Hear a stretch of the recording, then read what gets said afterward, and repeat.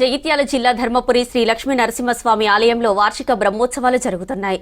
రేపు చంద్రగ్రహణం కారణంగా తెప్పోత్సవం రద్దు చేశారు ఆలయ అర్చకులు.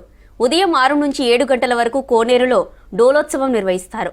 తర్వాత స్వామివారికి ఆలయంలోకి తీసుకువచ్చి ఉదయం 9 గంటలకు ద్వారాలు మూసివేస్తున్నట్లు ఆలయ ఈవో శ్రీనివాస్ చెప్పారు. భక్తులెవరూ స్వామివారి దర్శనానికి రావద్దని సూచించారు.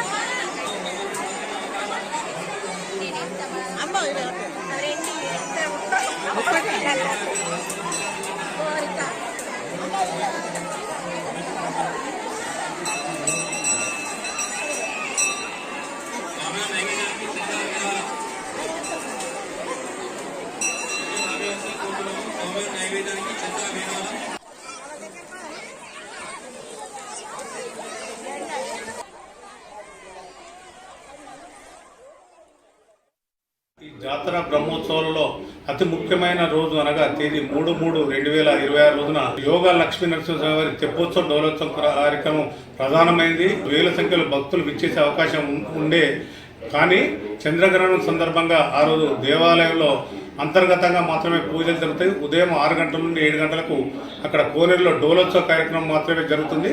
తదనంతరం దేవస్థానంలో అంతర్గత పూజలు నిర్వహించి 9 గంటలకు దేవాలయం మూసివేయబడను. కావున భక్తులు గమనించగలిసిందిగా కోరుతున్నాము.